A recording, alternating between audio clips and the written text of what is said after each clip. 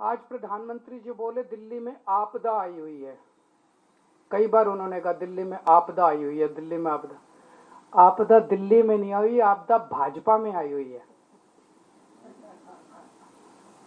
3 तरह की आपदा भाजपा में आई हुई है।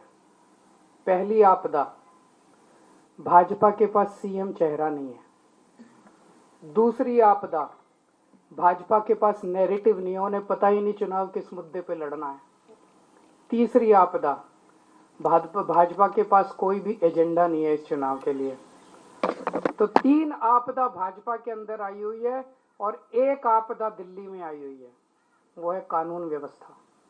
दिल्ली के अंदर खुलेआम गैंगस्टरों की गोलियां चल रही हैं, लेकिन अमित शाह को सुनाई नहीं दे रही। दिल्ली के अंदर महिलाएं रो रही हैं, चीख रही हैं, चिल्ला रही हैं, उनकी चीख पुकार अमित शाह के और मोदी जी के कानों तक नहीं पहुंच रही है। व्यापारी रो रहे हैं, व्यापारी दया की भीख मांग रहे हैं, गैंगस्टरों से व्यापारी जो है सुरक्षा मांग रहे हैं, लेकिन इनके कानों तक उनकी आवाज नहीं पहुंच रही। मैं प्रधानमंत्री जी से निवेदन करना चाहूंगा कि अपने अमित शाह जी को कहिए, अगर उनको थोड़ा सा समय सरकारें तोड़ने, जोड़ने, एमएलए खरीदने से समय मिल जाए तो थोड़ा सा समय दिल्ली की कानून व्यवस्था पे भी दे दें। और जो काम दिल्ली सरकार कर रही है शिक्षा में, स्वास्थ्य में, बिजली में, पानी में, महिलाओं के लिए, बुजुर्गों के लिए, उस काम को लोग आपदा नहीं आशीर्वाद कहते हैं। अगर आपका कोई प्रश्न है तो आप।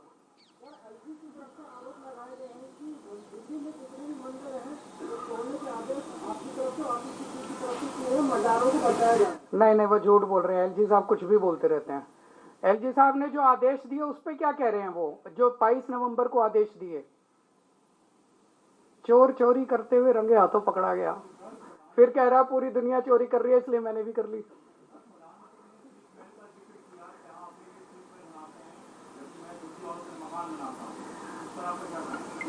$2700 करोड़ रुपए का अपने लिए घर बनाने वाला,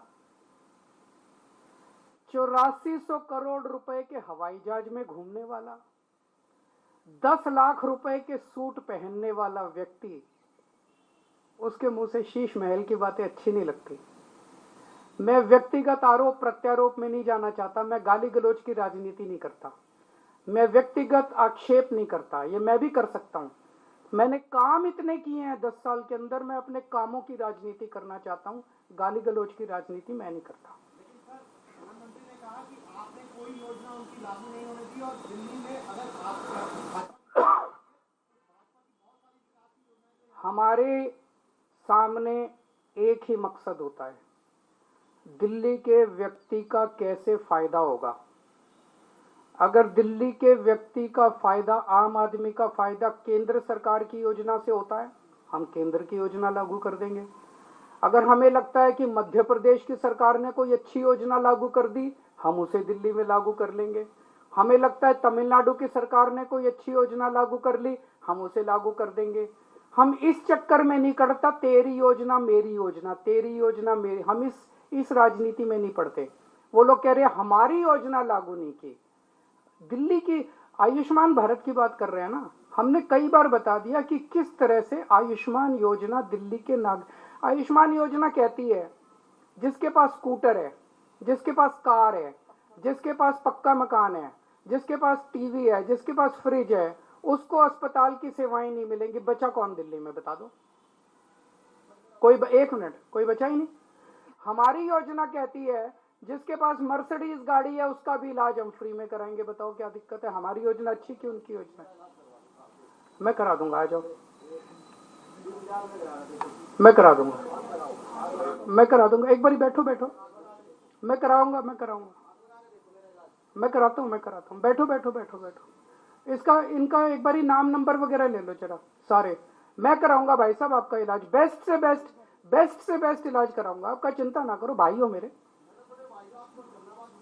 हाँ, मैं आपका पूरा इलाज कराऊंगा भाई साहब, चिंता ना करो। Thank you.